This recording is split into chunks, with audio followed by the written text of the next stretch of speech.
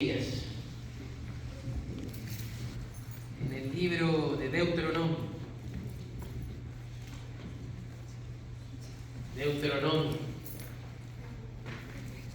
capítulo 17. Deuteronomios, capítulo 17. ¿Ya lo encontró la iglesia? Amén. Versículo 14.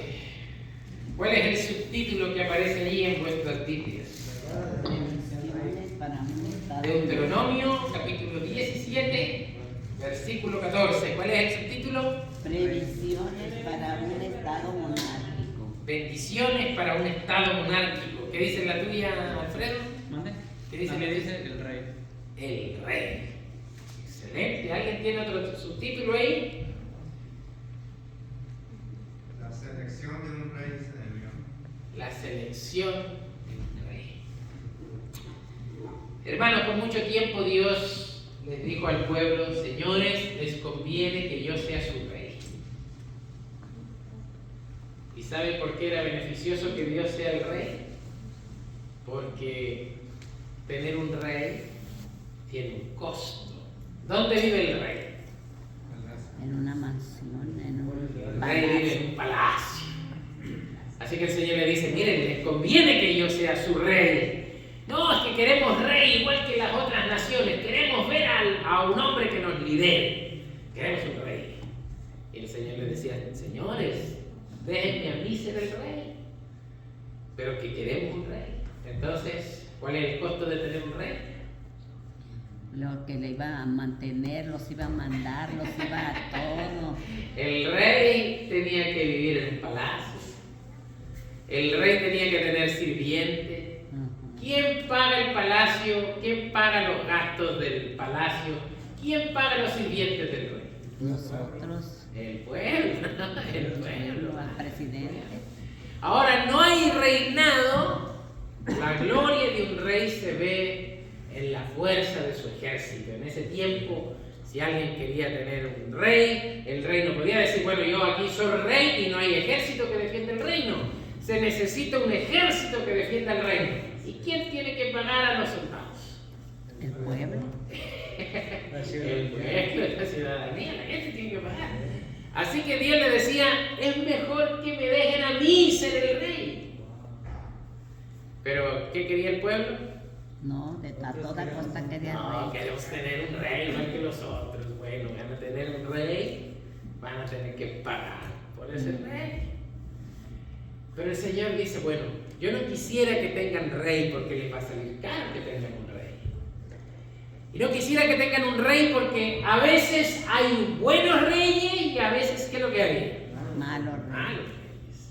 Déjenme a mí ser el rey, pero como no quisieron, el Señor hizo una previsión, algunas orientaciones para que cuando haya rey se consideren algunas cosas. Y me gustaría que rápidamente miremos esta historia. Miren lo que dice ahí Deuteronomio capítulo 17, versículo 15 en adelante. ¿Ya lo encontramos? Sí. Leemos y dice así: ciertamente pondrás como rey sobre ti al que Jehová tu Dios escoja. A uno de tus hermanos pondrás sobre ti como rey. No pondrás sobre ti a un hombre extranjero que no sea tu hermano. Pero aquí vienen las primeras orientaciones para el rey. Versículo 16. Pero él no deberá tener muchos, ¿qué, hermanos? Caballos. Pero él no deberá tener muchos caballos. ¿Por qué creen que la palabra del Señor da esta orientación? Porque se van a enriquecer, se van a vanagloriar. Cuando hay un rey que tiene muchos caballos, ¿dónde se pone la seguridad? En su ejército, en En su el fuerza. ejército.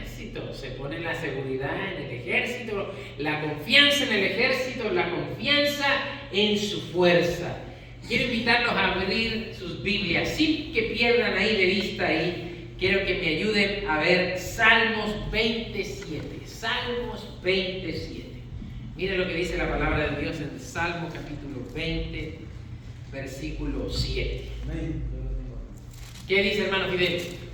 Dice así en Salmos 27: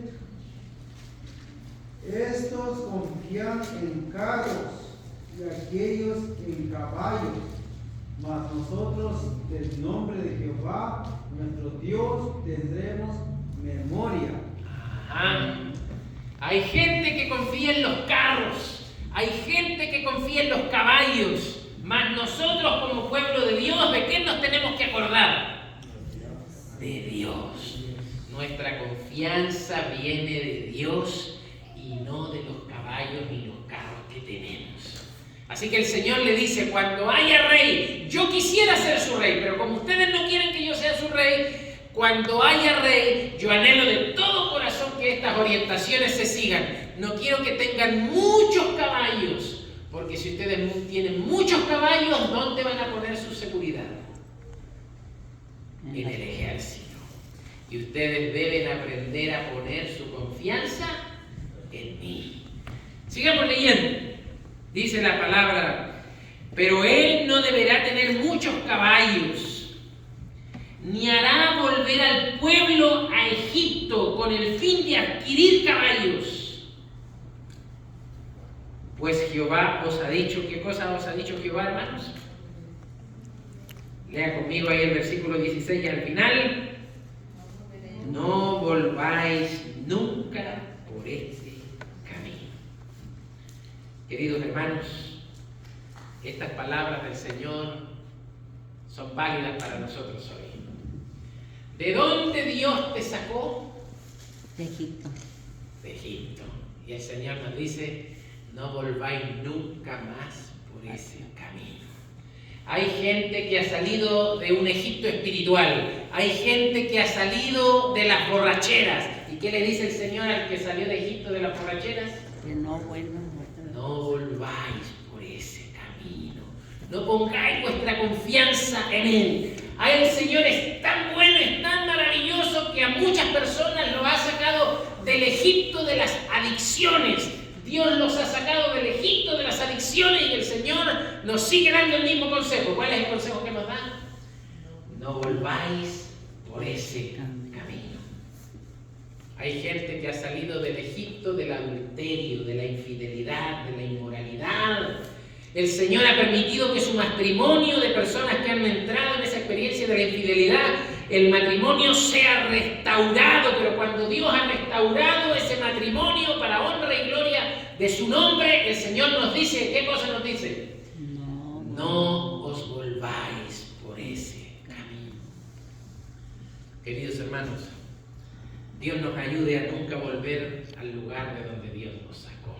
¿Alguien dice amén por eso? Amén. Dios nos ayude a nunca volver al lugar de donde Dios nos sacó. Y cada quien sabe de dónde Dios nos ha sacado. Cada quien sabe de dónde, de qué entuerto, de qué lío, de qué drama, de qué conflicto, de qué problema, de qué juicio Dios nos ha sacado. Y el Señor nos dice, no os volváis nunca más por ese camino. Sigamos leyendo, versículo 17. El rey no debería tener muchos caballos para no poner su confianza en los caballos, no debe ir a hacer alianzas con Egipto para traer caballos, nunca más vuelvan por ese camino. Versículo 17 dice, tampoco, ¿qué cosa dice allí, hermanos? Versículo 17, ¿qué dice? Tampoco deberá tener, ¿cuántas mujeres dice ahí? Muchas mujeres. ¿Por qué? ¿Por qué no tiene que tener muchas mujeres? Para que su corazón no se desvíe.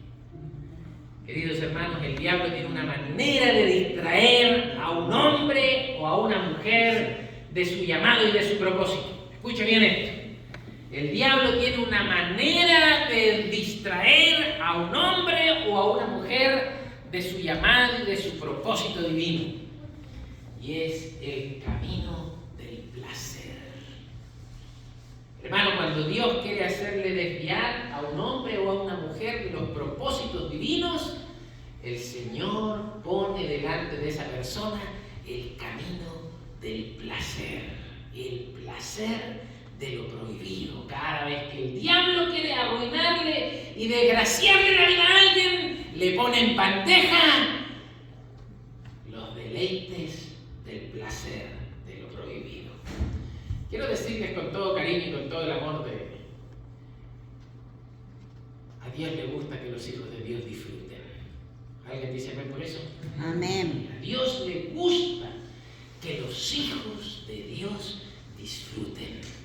A Dios le fascina que los hijos de Dios experimenten el deleite del placer. El placer no es malo en sí mismo cuando está dentro de los vínculos y de los límites que Dios ha establecido. La Biblia dice así en el libro de Proverbios: gózate y deleítate con la mujer de tu juventud. ¿Cuántos dicen amén? Amén. ¿Con quién hay que gozarse, hermano? ¿Con quién hay que gozarse? La mujer o Hay que gozarse con la mujer de nuestra juventud. Hay que deleitarse con la mujer de nuestra juventud. Oh, queridos hermanos, a Dios le encanta que los hijos de Dios disfruten.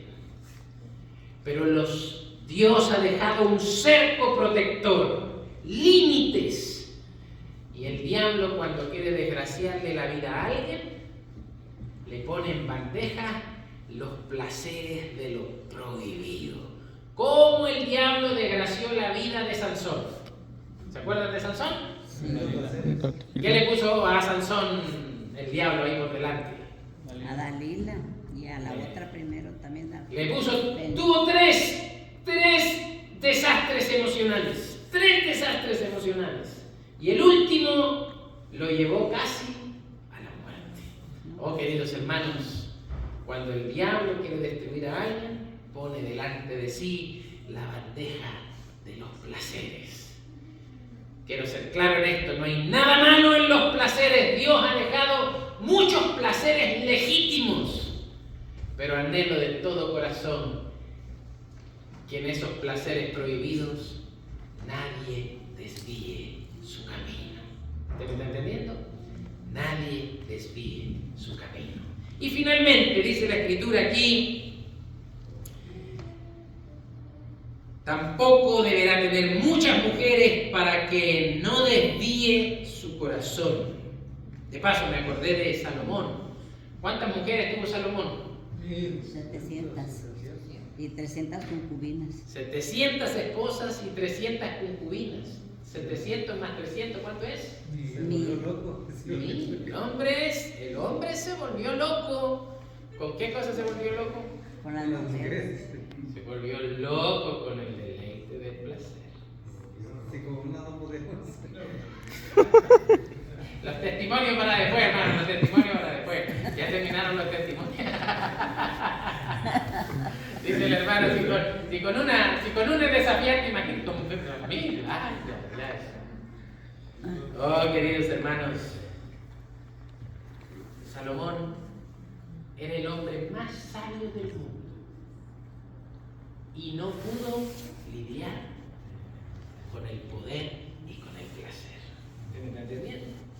Cuando el diablo quiere destruir a alguien, le pone en bandeja los placeres prohibidos para desviar su corazón del Señor. Y la Biblia dice, cuando usted lee la historia de Salomón, dice que 700 esposas reinas, 300 concubinas, las cuales desviaron su corazón de Dios. Se cumplieron las advertencias tan claras y tan cargadas de la palabra del Señor. Y mire lo que dice al final: tampoco deberá tener muchas mujeres para que su corazón no se desvíe, ni amontonará para sí demasiada plata y oro.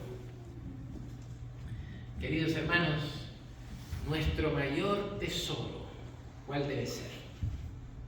¿Cuál debe ser nuestro mayor tesoro? Jehová, Dios. Dios debe ser nuestro mayor tesoro. La perla de gran precio tiene que ser nuestro Señor Jesucristo. El tesoro escondido tiene que ser nuestro Señor Jesucristo. Así que el Señor le dice al futuro rey: cuando haya rey, no quiero que amontone para sí riqueza, porque no quiero que su tesoro esté en las cosas materiales. Su tesoro y su mayor inversión tengo que ser yo. Oh, queridos hermanos, hubo un rey que estuvo enfermo, y el rey Ezequías se iba a morir. Y Dios le mandó al profeta Isaías, y el profeta Isaías le dijo así: ordena tu casa, porque vas a morir. Y el rey se puso a chillar y se arrepintió de corazón. Y el profeta Isaías, después que se estaba yendo, volvió a darle una noticia. ¿Cuál fue la noticia que le dio? Que le iba a dar otros 15 años. Le voy a dar 15 años más. Una bonita nueva oportunidad, ¿no? Oh, queridos hermanos, todos los que estamos aquí, en más de una ocasión hemos experimentado la segunda, la tercera y la cuarta oportunidad de Dios. Aquí el rey Ezequías experimentó 15 años más de gracia. El Señor le dio una nueva oportunidad y Dios bendijo al rey Ezequías. Y un día Ezequías fue tan bendecido que vinieron a visitar unos reyes de Babilonia al rey. Vinieron a ver, porque el rey estaba a punto de morirse, y sin embargo el rey volvió a vivir y fructificó, fue bendecido, ganó batallas. Así que vinieron los de Oriente, ¿y qué cosas les mostró Ezequías? Todos los tesoros Se explayó en mostrar los tesoros de la casa de Jehová. y no mostró al tesoro verdadero, ni mostró a la perla de más grande precio. En vez de mostrarles al Señor, al que le había hecho el milagro de sanarlo y restaurarlo, de cuidarlo y de darle victoria, en vez de explayarse en hablarles de Dios, les mostró el carro, les mostró el reino, les mostró los caballos, les mostró las mansiones, les mostró los tesoros. ¿Y qué le dijo el profeta Isaías después? Pues ya se iba a morir. El profeta Isaías le dijo así: sé que han venido a visitar.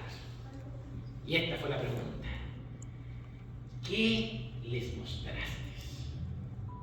¿Y qué le mostró el rey? El rey tuvo que decirle la verdad. Le mostré todos mis tesoros. Y le hablaste de Dios. Hermano, que Dios nos ayude a que nuestro verdadero tesoro sea Dios. Que nuestro verdadero tesoro sea Dios y no la camioneta que tenemos. Que nuestro verdadero tesoro sea Dios y no la casa que tenemos. Que nuestro verdadero tesoro sea Dios y no el título que tenemos. Que nuestro verdadero tesoro sea Dios y no las relaciones que tenemos. Que Dios sea en nuestra vida lo primero y lo mejor.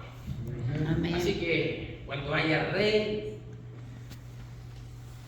que ese rey no ponga la confianza en los carros y en los caballos.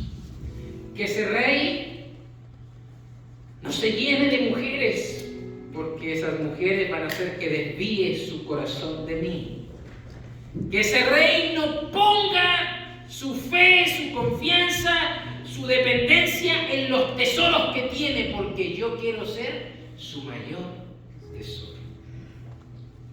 Queridos hermanos, el único rey que cumplió esto, hermanos, es alguien que murió en la cruz del Calvario. Amén. Cuando Jesús murió en la cruz del Calvario, le pusieron un letrerito allá arriba. ¿Qué le pusieron ahí en el letrerito allá arriba? Rey de los judíos. Jesucristo, Rey de los judíos. Él es el único rey ahí en la cruz del Calvario, en esa condición tan triste, tan deplorable, desnudo, ahí en la cruz del Calvario. Ese es el único rey que cumplió todas las condiciones de la ley. Usted sabe que desde la perspectiva humana, ¿cuál fue el mejor rey que tuvo Israel desde la perspectiva humana? ¿Cuál fue el rey más sabio que tuvo el pueblo de Dios? Pues el más sabio fue Salomón. El más sabio y el más próspero fue Salomón. El rey David fue muy amado por Dios, pero el rey más próspero, más exitoso, fue Salomón. Amén. Sin embargo, escuche esto. Salomón fue el mejor rey de todos los reyes que tuvo la monarquía hebrea. Pero sorpréndese con esto. No llegó a ser ni la sombra de lo que Dios hubiese querido que él llegara a ser. ¿Usted me está entendiendo? Salomón fue el rey más espléndido de todos, pero no llegó a ser ni la sombra de todo lo que Dios hubiese querido que él alcance. Salomón construyó el templo para Dios, ¿no es cierto? ¿Sabe cuántos años se demoró en construir? Salomón construyó el templo para Dios y se demoró 7 años en construir. ¿Cuántos años demoró en construir el templo? 7 años. ¿Y sabe cómo lamentablemente ese templo llegó a ser conocido? El templo de Salomón. Llegó a ser conocido como el Templo de Salomón. Y tenía que haber sido conocido como El templo de Dios. como el Templo de Jehová. Pero sin embargo, ¿quién se llevó la gloria? Salomón. Oh, queridos hermanos, después de que Salomón construyó el templo para Dios, construyó su propio palacio. ¿Sabe cuánto se demoró en construir su propio palacio? No mucho. 11 años. 11 años. Así que el templo para Dios se demoró, ¿cuánto? 7. Y el templo de su palacio, 11. ¿Para quién fue el templo más grande? Para él. Para Salomón. Para Salomón. El problema de Salomón era el mismo problema nuestro. Un problema de prioridades. Un problema del corazón. Por eso que aunque Salomón desde la perspectiva humana fue el rey más espléndido, el más exitoso, el más bendecido, el más próspero de todos, no llegó a ser ni la sombra de todo lo que Dios hubiese querido que él sea. El único rey que cumplió con todas estas condiciones fue nuestro amado Señor Jesucristo. Amén. Y yo lo animo para que nos cobijemos bajo el reinado de nuestro Dios. Anhelo de todo corazón que escojamos a Jesús como nuestro único Rey y Salvador personal. Que Dios nos ayude a ponernos como súbditos en el reinado del Señor. Que Dios nos ayude a poner nuestra confianza en Dios y no en los carros. Que Dios nos ayude a que nuestro tesoro sea Dios y no los millones que tenemos en la cuenta. Que Dios nos ayude a que ningún placer desvíe nuestro corazón de Dios. Que Dios nos bendiga, que Dios nos ayude y que de estas viejas historias aprendamos para nuestra vida nuevas y grandes lecciones. Dios nos bendiga a todos. Amén.